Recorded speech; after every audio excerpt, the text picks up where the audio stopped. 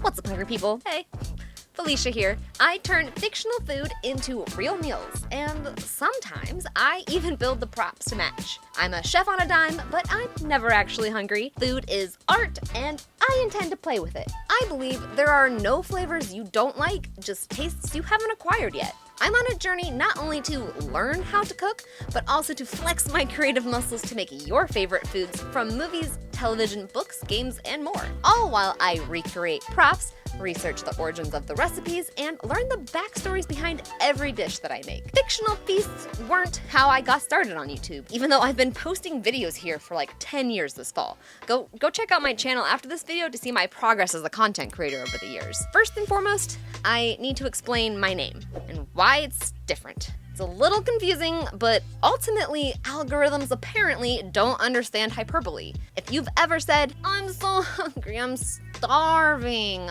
you get it. And if you've never spoken in hyperbole, you're lying. The starving chef is meant to be more of a play on the idea of the starving artist. And because I consider myself more of an artist, photographer, and writer first, and a chef second, I combined the concept into one, creating The Starving Chef all the way back in 2012. I've been using The Starving Chef name online since about 2012 when I created my blog as a part of a college homework assignment of all things. And until very recently, I've never had an issue with the handle on any social platform. About a year ago, TikTok decided it didn't like the word starving anymore, and my account basically vanished. 0 views, losing followers by the thousands, no warning, no explanation, nothing. And then after doing some digging, I found out that it was the word starving that was getting flagged in the filter, and the only way to fix it was to change my name. So now on TikTok, I'm Fictional Feast Felicia, but everywhere else, I'm still The Starving Chef. It honestly threw me for a bit of an existential crisis at first, especially because I had literally just quit my day job to do this full time. But in the end, it pushed me to try new things,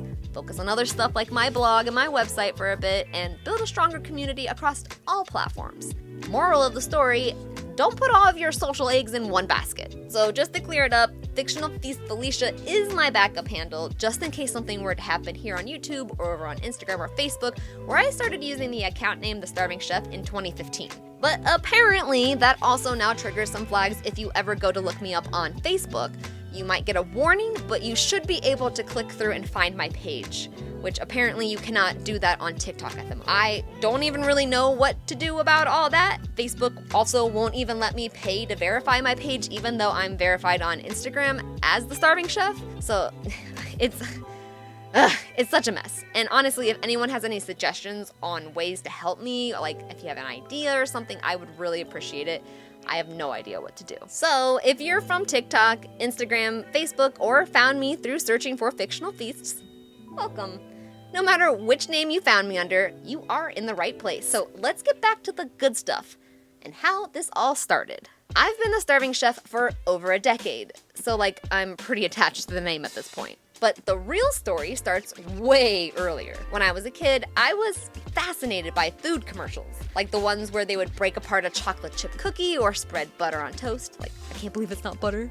Every time I made food from myself, I'd pretend I was filming my own commercial. I was a really weird little kid. Around the same time, behind the scenes content on DVDs was basically my YouTube. We were very limited on our options back then. I spent hours watching bonus features from Lord of the Rings, Harry Potter, Shrek, anything I could get my hands on, really. I fell in love with learning how these stories were brought to life, so I've always been obsessed with making or finding the foods that I've seen in my favorite shows, movies, and games. The first thing I can vividly remember trying to make for myself was the cat food that Jenny makes for Oliver in Oliver and Company, and I was probably 4 years old when I tried to do it. I wasn't successful, but I remember even back then wanting to make the food on my screen something that I could eat in real life. I did eventually make that, by the way. You can go check it out over on my channel, but wait until this video is done first. For as long as I can remember, I've also been fascinated by computers and cameras and editing software to create videos. I even used to write stories with my little neighborhood friends just so we could turn them into homemade movies,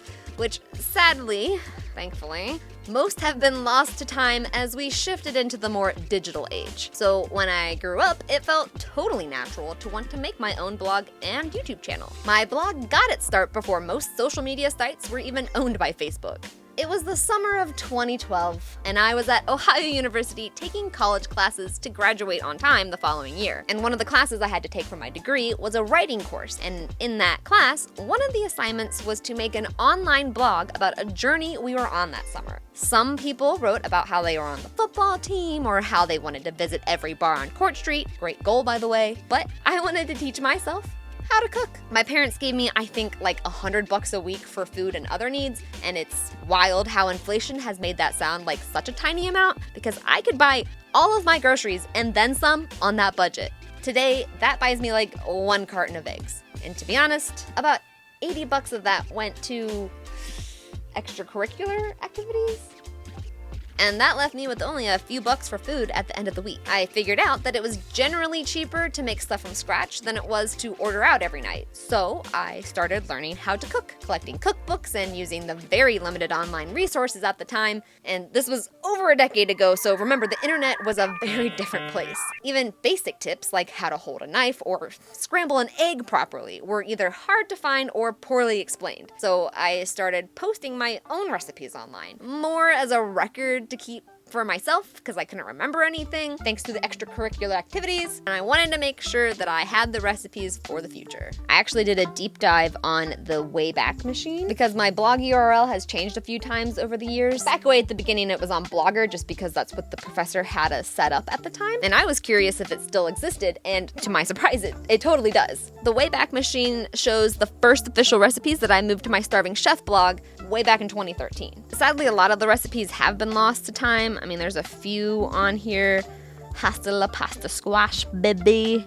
And you can tell that this is like super old because like these pictures are not great. It's not written for SEO. There's like just like random stuff in here and like, the pictures. I had the beginnings of a cool blog here, but I just wasn't really sure on what to do with it or how to use it. So it was really just a collection for myself so I would remember how to cook things when I left college. Like I said, sadly, most of the original recipes have been lost to time, but one of the last recipes I posted before moving platforms was fittingly inspired by Bubba's shrimp obsession in Forrest Gump. Shrimp is the fruit of the sea. You can barbecue it, boil it, broil it, bake it, saute it. There's shrimp kebabs, shrimp creole. I really should redo all of Bubba's shrimp recipes someday. My then boyfriend got me my very first DSLR for Christmas in 2014, and it unlocked the next level of my content creation journey. Most of my first recipes revolved around challenges from the 52 Weeks of Cooking subreddit, and some of my earliest fictional feasts were requests from family or that subreddit, like my Harry Potter cakes and the Game of Thrones recipes. Admittedly, they were rough. Brother, But hey, you gotta start somewhere. Eventually, I do plan on going back through and like updating recipes with better photos now that I'm like a little bit better at taking pictures. So if you want to see my progress as a photographer and food blogger, just head to my website where you can see everything from the beginning of my journey. After about a year of blogging, I decided to try to make recipe videos. I knew it was important to put myself out there, even if I didn't know what I was doing. I worked nights and weekends after my day job, often putting in like 20 hours on the weekends and like 5 or 6 hours every night. During the day, I was learning web development and marketing, and at night, it was photography, video editing, and cooking. It went on like that for almost 8 years. Eventually, my day job in marketing moved me into my dream creative position, and I became a full-time photographer for a print magazine here in Ohio, which honestly felt like a dream come true at the time. Back when I started that job, content creation wasn't really seen as a real job. I feel like people hardly see it as a real job now. Binging with Babish and Tasty were just starting to take off, and I'd been obsessed with pretending to have my own food show since I was a kid, but to do it for real seemed like a pipe dream. So I figured I was just going to have to blog as a hobby. At this point, it's like 2017, 2018, I'm spending 30 hours a week on top of my full-time job trying to get this thing off the ground, but it wasn't growing the way I wanted, and looking back at some of my first forays into fictional feasting, they were not great. Honestly, I'm amazed that anybody encouraged me back then. But about 5 years ago, my website started earning a little bit of money, enough to start dreaming a little bigger. Then 2 things happened simultaneously: the pandemic and TikTok. I downloaded TikTok in 2019, but I didn't really know how to use it. And meanwhile, I was transitioning jobs and planning a pandemic wedding with my then boyfriend, now fiance. And eventually, I started posting snippets from my recipe videos on TikTok, trying to sort of feel out a method that worked for me. When I made Sam's rabbit stew from The Lord of the Rings, it went viral. From there, I was hooked. Now, Fictional Feasts are my full-time focus, and we've grown to over 200,000 followers under the Fictional Feast Felicia handle on TikTok. So if you found me from there, welcome to the Hungry People Club. We're happy you're here. Over the years, my content has expanded from beyond just the hands and pans videos. I've spent hundreds of hours building props, creating custom backdrops, and crafting entire sets to match the fictional worlds my foods come from. I've even set up a full studio space in my home just for filming. I also love to travel, recreate restaurant recipes, and visit foodie destinations. This year, I'm planning to post even more fictional feasts, from movies to televisions, games, and a new book-focused series that you may have already seen floating around. Plus, next month, I'm traveling to Epic Universe in Orlando, and hopefully a few other places where famous foods can be found. I'm working through travel content from Greece and Italy too, and I can't wait to recreate some of those amazing dishes for you. Currently, I live just outside of Cleveland, Ohio with my husband, our 2 dogs, Luna and Dave, an axolotl named Aang, a newt named Georgie, and a small colony of hermit crabs. I feel like I just set up a dating profile. What the fuck? When I'm not cooking or filming, you'll find me gaming, hiking, gardening, or hyperfixating on some new weird hobby. And all of that brings me to you. Hello, I'm talking to you. Hello, if you're still here, thank you.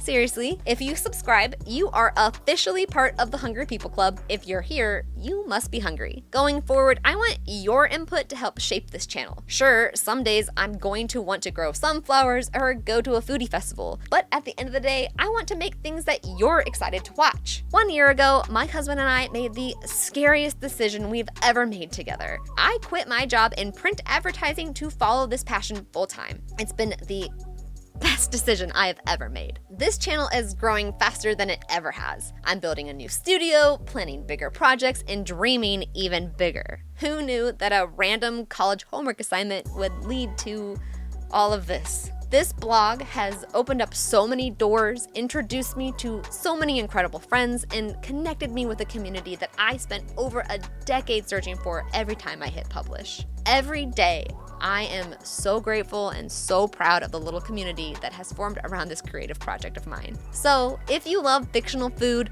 weird props, and a kitchen held together literally by glue, ADHD hyperfocus, and caffeine, you're in the right place. Before you go, I want to know, how did you first learn how to cook? Were you broke like me and figured out it was cheaper to cook from scratch? Or did a family member teach you? Tell me your origin stories in the comments. I'm genuinely curious. And while you're at it, tell me your all-time favorite fictional food. And what's the one dish that you've had stuck in your brain ever since you saw it on the big screen? The weirder, the better. Every time one of you comments that a recipe made you smile, or that you felt like you were right here in the story with me, it reminds me why I started doing this in the first place. Because I love fictional food. So if you want more fictional feasts, weird props, and the occasional kitchen disaster, go ahead and hit that subscribe button. We're just getting started. Thanks for watching, and thanks for being a part of this weird and wonderful journey with me. Oh, and YouTube thinks you'll like one of these suggested videos on screen to check out next, so click something already!